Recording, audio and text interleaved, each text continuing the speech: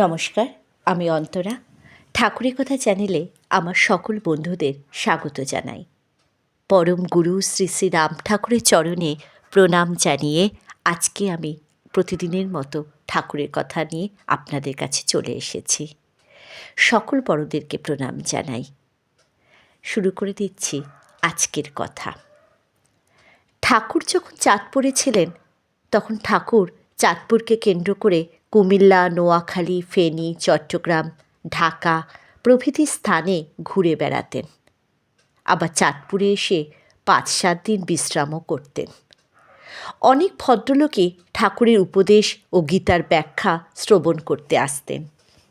চাঁদপুরে প্রবীণ উকিল, মোক্তার ও কয়েকজন শিক্ষিত লোক মিলে একটি স্থানে মিলিতভাবে গীতা পাঠ ও গীতার ব্যাখ্যা করতেন। ওই স্থানের নাম তাহারা দিয়েছিলেন নৈমিষারণ্য। প্রবীণ উকিল হরিহর গাঙ্গুলি একজন সাধক ছিলেন। তিনি প্রায় ওই নৈমিষারণ্যে গীতা পাঠ করে ব্যাখ্যা করতেন।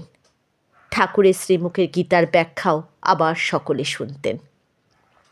বৃদ্ধ গাঙ্গুলি মহাশয় গীতার একটি শ্লোক আওড়ালেই ঠাকুর তাহার ব্যাখ্যা আরম্ভ করতেন। এই ব্যাখ্যা প্রায় ২-৩ ঘণ্টা চলত। ইহাতে প্রত্যেকের সহিত রোহিণীবাবুর বিশেষ পরিচয় ছিল। সবাই তাহাকে স্নেহ করতেন। নিশিকান্ত চক্রবর্তী ওই নৈমিষারণ্যের সদস্য ছিলেন। হঠাৎ একদিন নিশিবাবু এসে রোহিণীবাবুকে বললেন, আপনি একজন বড় ভক্ত, ঠাকুর আপনার বাসায় প্রায়ই আসেন, আপনি মাছ মাংস খান কেন? এই রকম উপদেশ অনেকেই রোহিণীবাবুকে দিতেন। রোহিণীবাবু বিরক্ত হতেন, কিন্তু কিছু বলতেন না। একদিন বাজারে একটি বড় মাছ কিনে চাকরের হাতে দিয়েছেন।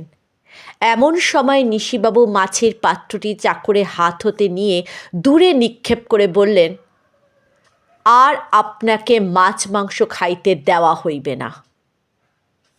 রোহিণীবাবু খুব ক্রুদ্ধ হয়ে ভদ্রলোকের ২-৪টি বড় বড় কথাও কড়া কড়া শুনিয়েছিলেন। বাসায় ফিরে তিনি মনে করলেন, সবাই যখন মাছ মাংস খেতে নিষেধ করছেন, নাই বা খেলেন মাছ মাংস। এইরূপ চিন্তা করে তিনি মাছ মাংস ও পান খাওয়া ছেড়ে দিলেন।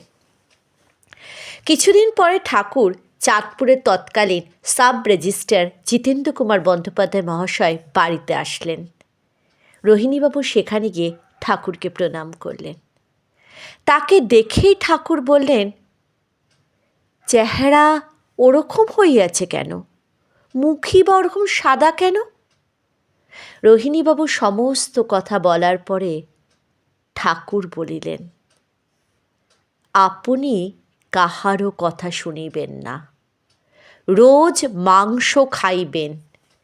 শরীরে জোর না আসিলে সাধন ভজন কি করিয়া করিবেন? পান খাওয়া কখনোই ছাড়িবেন না। পানে হজম শক্তি বাড়ায় ও মনে প্রফুল্লতা আনে। জয় রাম, জয় গোবিন্দ।